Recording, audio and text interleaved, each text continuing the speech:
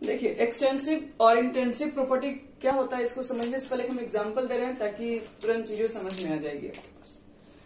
जैसे मान लो कि आपके पास सपोज करो एक बीकर है, ध्यान से समझना। ये बीकर पूरी तरीके से मान लीजिए क्लोज है और मैंने क्या कर दिया, इसके अंदर वाटर भर दिया पूरा, और जितना मैंने वाटर भरा है उसका जो मास है, वाटर कुछ भरोगे तो कुछ ना कुछ का मास तो होगा ही, वो टोटल मास m है और इसका कुछ टेम्परेचर भी है, कुछ मास भी है, कुछ टेम्परेचर भी है। मान लो अगर इसके अंदर रखें इसका कुछ वॉल्यूम भी है। अब देखो, अब यहां पर हम एक काम कर रहे हैं, इस डब्बे को हम लोग 2 इक्वल पार्ट में डिवाइड करने जा रहे हैं। तो मान लो कि हम यहां से इक्वल कट करना स्टार्ट किए,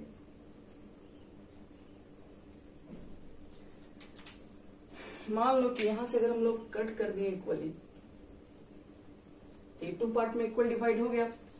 तो हम पूछेंगे कि बताओ कि अब अगर ये जो पार्ट है, इस पार्ट में जो वाटर प्रेजेंट है उसका मास कितना होगा, इसमें जो वाटर होगा।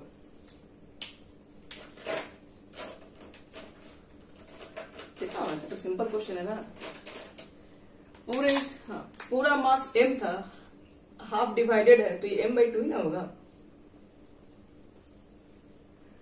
अब बताओ कि इसका मास कितना होगा, ये वाले डब्बे में जो वाटर प्रेजेंट है तो इसका मास m/2, तो इसका भी मास आप m/2 बोलेंगे। अब बताइए मुझे एक चीज और, इसका वॉल्यूम कितना हो गया। पहले मान लो कि पूरा वॉल्यूम अगर भी रहा होगा तो ये वॉल्यूम कितना हो गया, गुड, ये v/2 हो गया होगा। और इसमें का वॉल्यूम कितना है अभी,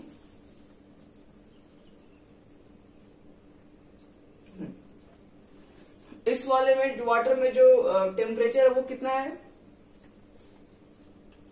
T/2, कितना T/2।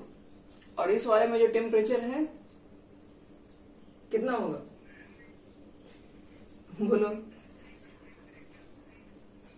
हाँ, तो आप लोग लिखवा रहे हैं, हम थोड़ा लिख रहे हैं। हाँ, हम लिखना थोड़ी ना चाह रहे, तुम लोग तो बोल रहे हो कि टेम्परेचर T/2 होगा। टेम्परेचर थोड़ी ना चेंज हो जाएगा। अगर 2 पार्ट में डिवाइड करोगे, मान लो एक ग्लास में गर्म पानी है, उसको 2 पार्ट में डिवाइड करोगे तो क्या टेम्परेचर थोड़ी ना कम हो जाएगा। भले वाटर का मास कम हो जाएगा, वॉल्यूम कम हो जाएगा, लेकिन टेम्परेचर तो जो है वही रहेगा, टेम्परेचर चेंज नहीं होने वाला है। तो इसका देखो मतलब क्या हो गया, एक सिस्टम की वैसी प्रॉपर्टी होती है, ध्यान में रखना, सिस्टम की वैसी प्रॉपर्टी जो कि चेंज नहीं होती है, चाहे आप इसको कितना भी पार्ट में डिवाइड कर लीजिए, कोई फर्क नहीं पड़ता है। तो सिस्टम की वैसी प्रॉपर्टी जो कभी चेंज नहीं होती है उसको एक्सटेंसिव प्रॉपर्टी बोलते हैं, और सिस्टम की वो प्रॉपर्टी जो चेंज हो चुकी है यहाँ पर है, जिसको आप थोड़े से अलग अलग पार्ट में डिवाइड कीजिएगा तो अपने प्रॉपर्टी को चेंज करने लगा, जैसे वॉल्यूम चेंज होने लगा, मास चेंज होने लगा। तो सिस्टम में जो वॉल्यूम हो गया, जो मास हो गया, वो उसको हम लोग इंटेंसिव प्रॉपर्टी में काउंट करेंगे। और सिस्टम में, हाँ बोलिए। हाँ, मैटर पे डिपेंड कर, तो हम डेफिनेशन लिखवाएंगे, अभी तो सिर्फ सिंपल बता रहे क्या है। एक्सटेंसिव प्रॉपर्टीज वही कहते हैं कि वैसी सिस्टम की वैसी प्रॉपर्टी जो किस पर डिपेंड करता हो, जिसको मतलब आप कितना भी पार्ट में डिवाइड कर लो, ठीक है, आप कितना भी पार्ट में डिवाइड कर लीजिए, उसकी वैल्यू अगर चेंज हो गई तो वो तुम्हारे पास इंटेंसिव के अंदर आ जाएगा। अगर चेंज इंटेंसिव और एक्सटेंसिव के अंदर आएगा। अगर वो चेंज नहीं होती है, शॉर्ट में लिख दे रहे हैं, अगर चेंज हो गया प्रॉपर्टीज डिवाइड करने पर, तो चेंज होने की वजह से हम लोग बोलते हैं इसको है एक्सटेंसिव। जो चेंज हो रही है एक्सटेंसिव, और जो चेंज नहीं होगी उसको बोलेंगे इंटेंसिव, डज नॉट चेंज। तो पहले तो ये सिंपल सा डेफिनेशन ध्यान में रखना, अभी तो लिखवाएंगे हम इसके बारे में, अभी तो सिर्फ बता रहे हैं कि ये क्या होता है। तो चलो स्टार्ट करते हैं। हेडिंग आप एक्सटेंसिव इंटेंसिव डाल दिए हैं, तो लिखिए व्हेन ए क्लोज्ड सिस्टम। अब हम यहाँ पे इसका डेफिनेशन भी लिखवा दे रहे हैं।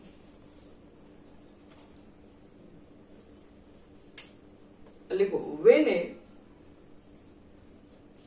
क्लोज्ड सिस्टम, सब लोग लिखो बच्चे यहां, when a closed system is divided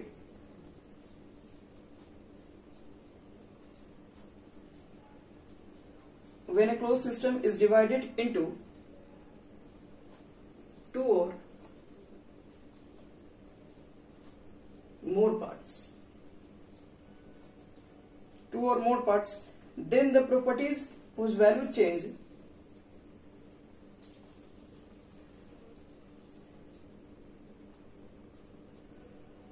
then the properties whose value change is called extensive properties.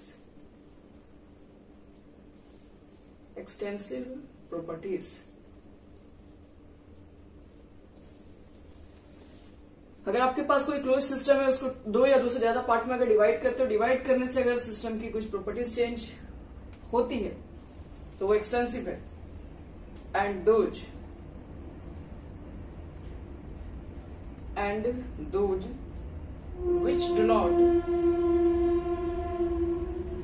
which do not change are called intensive properties.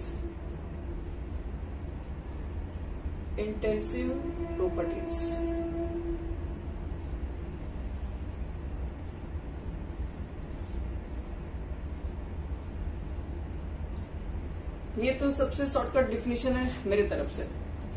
यानी कि अगर आपके पास कोई क्लोज सिस्टम है, उसको आप दो या दो से ज्यादा पार्ट में डिवाइड करते हो, अगर प्रॉपर्टीज की वैल्यू चेंज हो गई तो चेंज होने वाला केस हम मास वॉल्यूम देख रहे हैं, और भी एग्जांपल आपको बताएंगे आगे.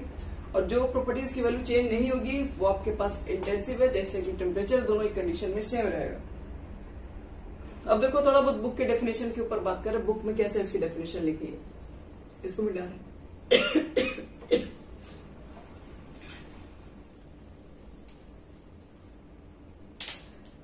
देखो एक और डेफिनेशन बता रहे, किसके लिए, तो एक्सटेंसिव प्रॉपर्टीज के लिए. Extensive properties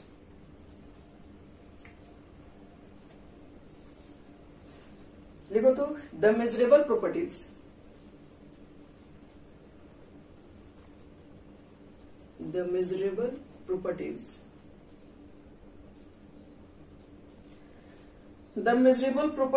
which depends upon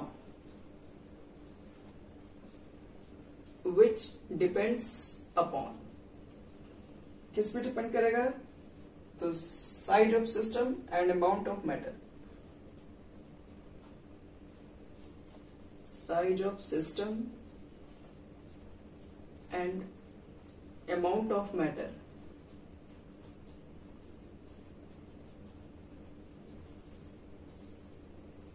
present in the system.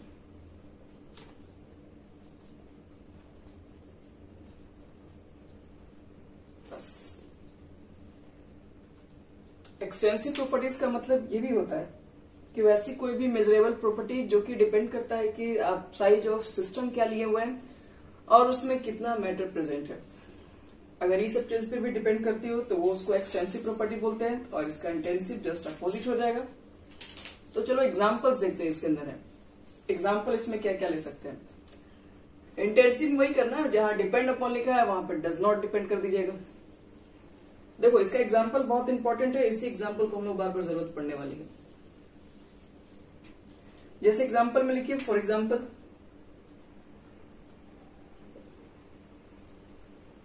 पहले आपको बता रहे जो सिस्टम की वैल्यू चेंज करने पर बदल जाती है सारी प्रॉपर्टीज. जैसे इसके एक्सटेंसिव का पहले एग्जांपल आपको बता रहे हैं. एक्सटेंसिव के एग्जांपल में हमारा फर्स्ट जो एग्जांपल है वो ले रहे हैं हम लोग. पहले तो मास ले रहे हैं हम लोग. मास देखे, मास चेंज हो जा रहा है. वॉल्यूम भी देख लो, वॉल्यूम भी चेंज हो जाएगा अगर इसको डिवाइड करोगे तो. फिर नंबर ऑफ मोल भी तो चेंज हो जाएंगे. फिर क्या चेंज होता है, एंथैल्पी भी चेंज होता है.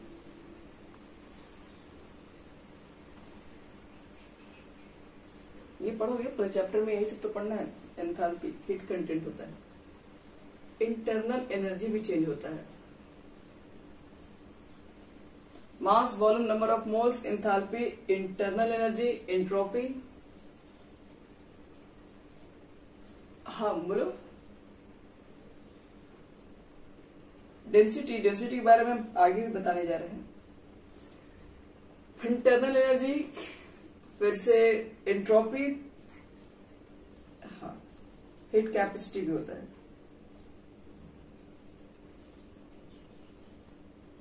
फिर से Gibbs free energy, Gibbs free energy जिसको हम लोग जी से इंडिकेट करते हैं। इंटरनल एंथैल्पी को हम लोग ना एच से इंडिकेट करते हैं। और हाँ ये पूरे चैप्टर में यही तो पढ़ना है, एंथैल्पी पढ़ना है, इंटरनल एनर्जी पढ़ना है, किसको कहते हैं, एंट्रोपी पढ़ना है, हीट कैपेसिटी पढ़ना है, गिब्स फ्री। पूरे चैप्टर में ना यही चीजें आप पढ़ेंगे। अभी अगर किसी के बारे में बताएंगे तो कुछ भी नहीं समझ। हाँ देखिए बता रहे, ये आपको बस अभी लिखना है, ठीक है, इसके बारे में पूछने की जरूरत नहीं है। जब चैप्टर पढ़ोगे तो समझ में आए कि यही सब चीजें तो बार बार पढ़ रहे हैं। इसलिए जब भी चिप्स मान लो कि अगर हम एंथैल्पी जब पढ़ाएंगे तो आपसे पूछेंगे वहां पे कि किस तरह का प्रॉपर्टी है, तो आपको ध्यान रखना पड़ेगा एक्सटेंसिव प्रॉपर्टी से निकल के आया हुआ है, क्यों आया हुआ है आपको वहां समझ में आएगा। अभी तो आप लोग सिर्फ लिख लीजिए क्योंकि ये सब नया नया टर्म आप लोग जान रहे हैं और इससे पहले इस सब के बारे में कहीं भी नॉलेज नहीं है। ये एक्सटेंसिव के लिए एग्जाम्पल हो गया, हम लिख लिए। अब इंटेंसिव पे लिख दो। तो इंटेंसिव का डेफिनेशन लिख लो पहले। The measurable properties of a system which do not depend on size of the system and amount of matter present in the system. तो चलो फॉर एग्जाम्पल लिख रहे हैं वहां पे हमें।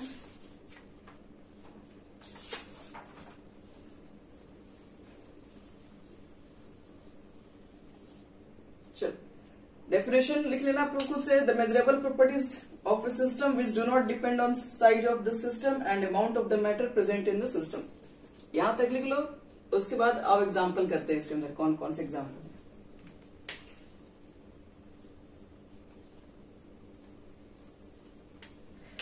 एग्जाम्पल तो सबसे पहले हम लोग देख लिए टेम्परेचर,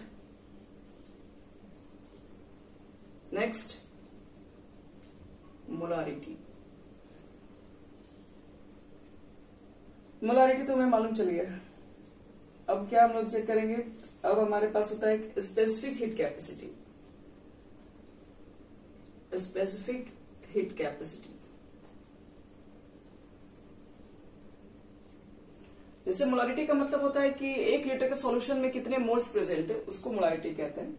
कहोगे कि मोलारिटी कैसे नहीं चेंज होगा, तो उसको समझने के लिए जैसे मान लो कि हम लोग एक कोल्ड ड्रिंक का बोतल लिए हुए हैं और उसको क्या किए कि मान लो कि 3 ग्लासेस में डिवाइड कर दिए हो एक कोल्ड ड्रिंक बोतल को। तो 3 ग्लासेस में जब डिवाइड करोगे तो तीनों ही क्या टेस्ट इसमें से लो, चाहे इसका लो चाहे इसका टेस्ट लो, तीनों का टेस्ट सेम है। तो इसका मतलब है तीनों का टेस्ट एक ही जैसा फील हो रहा है। तो इसका मतलब है कि जो कॉन्सेंट्रेशन है पर यूनिट वॉल्यूम के अंदर जो आपके पास मोल्स जो प्रेजेंट है वो अभी तक क्या है, सेम है। इसलिए सबका आपका टेस्ट सेम रहता है, चाहे आप कितने भी पार्ट में डिवाइड करते हो। ऐसा नहीं होता है कि कोई में मतलब ज्यादा आपको कुछ मीठा फील होता है, किसी में कम होता है, किसी में कड़वा लगता है, ऐसा कुछ नहीं है। सबका कॉन्सेंट्रेशन जो रहता है, सबका टेस्ट रहता है वो सेम रहता है। वो सेम तभी रह सकता है जब उसकी मोलारिटी सेम होगी। मतलब पर यूनिट जो मोल्स है वो हर जगह इक्वली प्रेजेंट होते हैं। और हीट कैपेसिटी के बाद एक और लिख दो, बोलिए। बाकी सब चीजें आप लोग बताएंगे, जैसे कि आपको मैं अभी कुछ और भी इसमें बताने जा रहे हैं। अभी तो डेंसिटी के बारे में भी रुकवाए आपको है, प्रेशर के बारे में भी रुकवाए है। इसका मतलब है कि अभी पूरी चीजें नॉलेज यहां तक काफी नहीं है।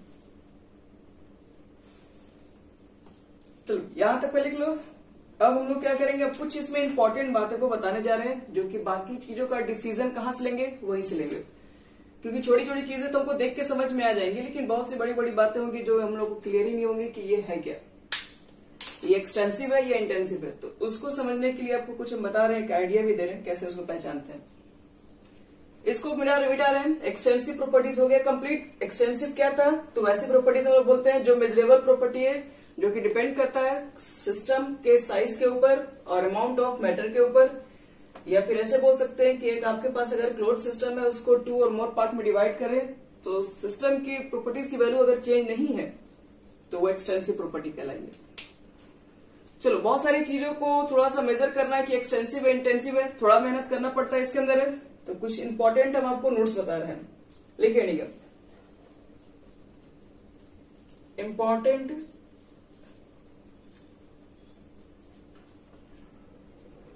characteristics of intensive and extensive properties.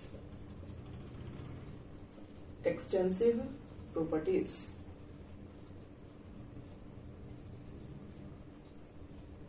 First, चलो इसको ध्यान समझना होगा आप लोगों को। कह रहा है कि अगर मान लो आपके पास ए रिप्रेजेंट कर दे रहे हैं एक्सटेंसिव प्रॉपर्टीज, एक्सटेंसिव प्रॉपर्टीज।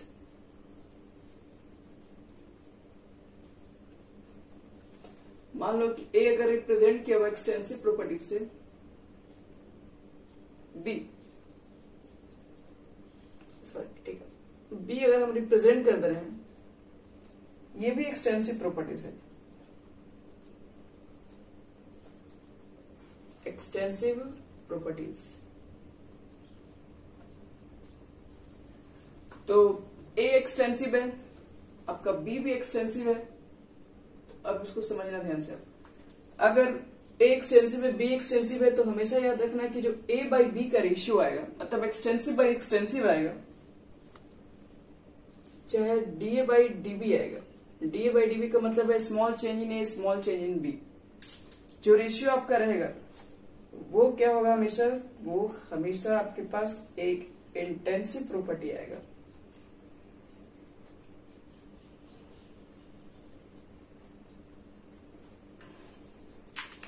ए अगर एक्सटेंसिव है, बी अगर एक्सटेंसिव है, तो जो रेशियो आएगा हमारे पास ए बाई बी, वो एक इंटेंसिव प्रॉपर्टी शो करेगा। चलो इसमें भी और एग्जांपल अभी देखते हैं ये सब चीजों को एक्सप्लेन करने के लिए अच्छे से। जैसे लिख सकते हो एक line, the ratio of two extensive properties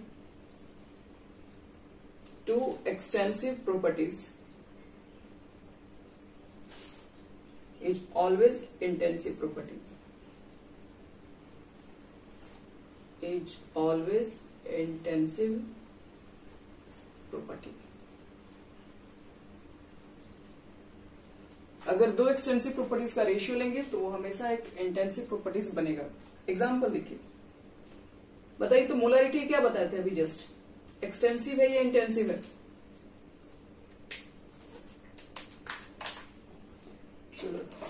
अगर ये इंटेंसिव है तब एक बात बताओ यहां से, मोलरिटी का फॉर्मूला किसको याद है? यहां पे मोलरिटी इज इक्वल टू क्या होता है? हाँ,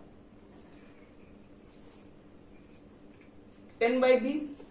एन बताओ तो मोल्स, मोल्स क्या होता है, एक्सटेंसिव या इंटेंसिव?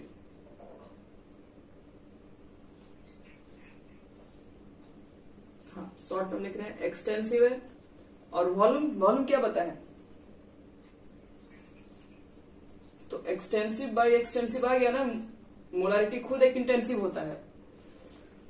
तो हमेशा एक बात याद रखना कि अगर दो एक्सटेंसिव प्रॉपर्टीज का आप रेशियो ले रहे हैं तो वो जो निकल के आएगा वो बन जाएगा इंटेंसिव। तो आप मुझे अब यहां से एक बात बताइएगा, आपका क्वेश्चन है डेंसिटी। डेंसिटी क्या होगा?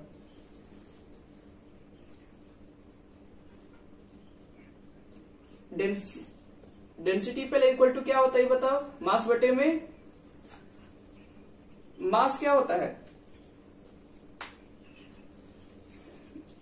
और आपके पास वॉल्यूम भी एक्सटेंसिव है, तो दो एक्सटेंसिव प्रॉपर्टी का जो रेशियो आएगा डेंसिटी, वो एक इंटेंसिव हो जाएगा। तो इस चीज को पहले क्या कर लो, फटाफट नोट कर लो, फिर हम लोग बढ़ते हैं सेकंड प्रॉपर्टीज। अब आपको जो भी चीज का डिसीजन लेना है कि कौन सा एक्सटेंसिव है कौन सा इंटेंसिव है, तो आप यहां से डिसीजन ले सकते हैं, इसका रेशियो से डिसीजन ले सकते हैं। जैसे कुछ देर पहले मोलालिटी का क्वेश्चन था, तो मोलालिटी के क्वेश्चन में ऊपर मोल्स होते हैं और नीचे क्या होते हैं, वेट होता है। तो मोल्स भी आपके पास क्या हो जाएगा, मोल्स एक्सटेंसिव, और जो वेट आप बोल रहे हैं, वेट यानी मास बोल रहे हो, वो भी तुम्हारे पास एक्सटेंसिव है, तो वो इंटेंसिव प्रॉपर्टीज में आ जाएगा। चलिए मिटा रहे इसको। चलो बच्चों लोग सेकेंड प्रॉपर्टीज लिखते हैं, सब लोग लिखिए अब यहां से। देखो सेकेंड प्रॉपर्टीज में क्या है, if an extensive properties, if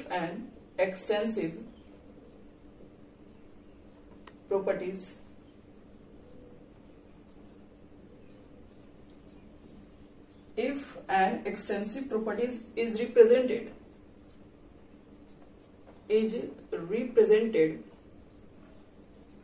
as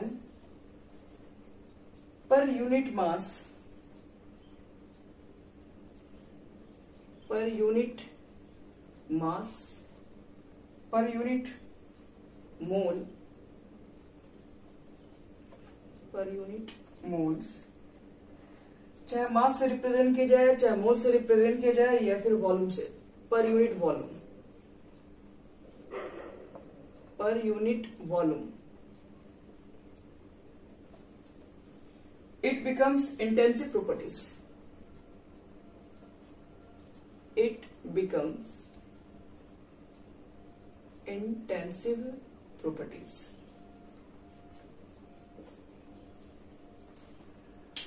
अगर आप किसी भी एक्सटेंसिव प्रॉपर्टीज को रिप्रेजेंट करेंगे per unit mass, per unit moles या फिर पर यूनिट वॉल्यूम के साथ, तो एक एक्सटेंसिव प्रॉपर्टीज बन जाता है इंटेंसिव प्रॉपर्टीज। आओ देखो इसमें क्या बोल रहे हैं। जैसे कि हम लोग बोलते हैं, आपके पास मान लीजिए कि एंथैल्पी होता है, सपोज करो, तो एंथैल्पी किसमें किसमें लिखवा है, एक्सटेंसिव में लिखवा है, इंटेंसिव में लिखवा है।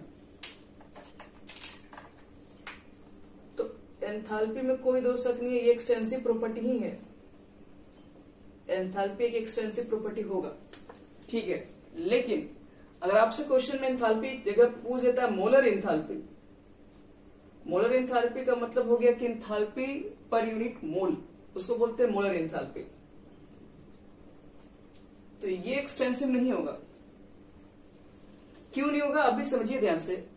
मोलर एंथैल्पी का मतलब क्या बताएं? पहले तो आप लिखेंगे एंथैल्पी पर यूनिट मोल, यही बता रहे हैं मोलर एंथैल्पी का मतलब। एंथैल्पी ऊपर लिखोगे और पर यूनिट मोल लिखोगे, तो एंथैल्पी एक्सटेंसिव प्रॉपर्टी, मोल भी एक्सटेंसिव प्रॉपर्टी, और बनेगा क्या फिर? इंटेंसिव हो जाएगा। तो इसका मतलब है कि एंथैल्पी जो आपके पास है वो तो एक्सटेंसिव प्रॉपर्टीज है, लेकिन अगर वो मोलर एंथैल्पी होगा तो उसको बोलेंगे इंटेंसिव प्रॉपर्टी। सेम अगर आपके पास एंट्रोपी है, तो देखो तो एंट्रोपी किसके अंदर लिखवा है? एक्सटेंसिव में लिख देंगे। लेकिन वही अगर आपके पास मोलर एंट्रोपी अगर मिल जाए, तो ये हमारे पास इंटेंसिव प्रॉपर्टीज बन जाता है।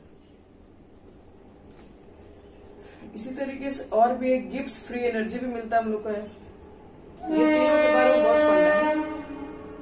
गिब्स फ्री एनर्जी जो कि एक इंटेंसिव प्रॉपर्टी बताता है, सॉरी इंटेंसिव जो कि एक्सटेंसिव प्रॉपर्टी है, लेकिन मोलर गिव्स फ्री एनर्जी।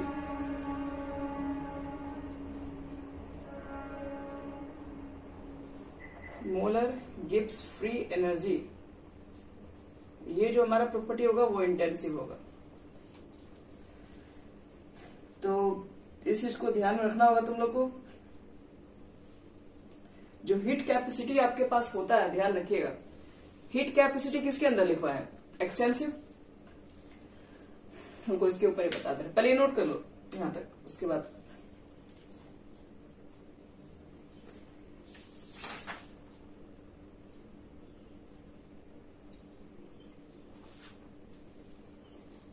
हो गया। ऊपर से मिटा रहे हैं। चलो उसको जो बता रहे उसको ध्यान समझना। पहले तो आपके पास हीट जो कैपेसिटी होती है, हीट कैपेसिटी को एक्सटेंसिव प्रॉपर्टी कहा गया है। लेकिन हीट कैपेसिटी के टाइप्स भी होते हैं अलग अलग। अगर आपके पास स्पेसिफिक हीट कैपेसिटी है या फिर दूसरा मोलर हीट कैपेसिटी है, स्पेसिफिक हीट कैपेसिटी या फिर मोलर हीट कैपेसिटी अगर हमारे पास है तो ये दोनों के दोनों प्रॉपर्टी जो होता है वो इंटेंसिव होता है। इंटेंसिव क्यों? देखो, स्पेसिफिक हीट कैपेसिटी का मतलब होता है heat capacity per unit mass, और मोलर हीट कैपेसिटी का मतलब होता है पर यूनिट मोल। तो आपको बता ही दिए, पर यूनिट मास लेंगे, पर यूनिट मोल्स लेंगे, पर यूनिट वॉल्यूम्स लेंगे, तो वो जो बनता है वो इंटेंसिव प्रॉपर्टी हो जाता है। तो हीट कैपेसिटी अगर पर यूनिट मास के लिए डिफाइन होता है तो ये तुम्हारे पास क्या हो जाएगा, ये हमारे पास एक्सटेंसिव प्रॉपर्टी, सॉरी एक्सटेंसिव अब नहीं रहेगा, अब इंटेंसिव बन जाएगा, और ये भी इंटेंसिव, ध्यान रखना। ये सब का डेफिनेशन, ये सब क्या होता है, ये सब पढ़ेंगे हम लोग आगे, आगे सबके बारे में डिटेल पढ़ना है पूरा चैप्टर में। क्या थर्मोडायनेमिक्स में यही तो है पूरा। तो एक्सटेंसिव प्रॉपर्टीज और इंटेंसिव प्रॉपर्टीज ये हो गया हमारा कंप्लीट।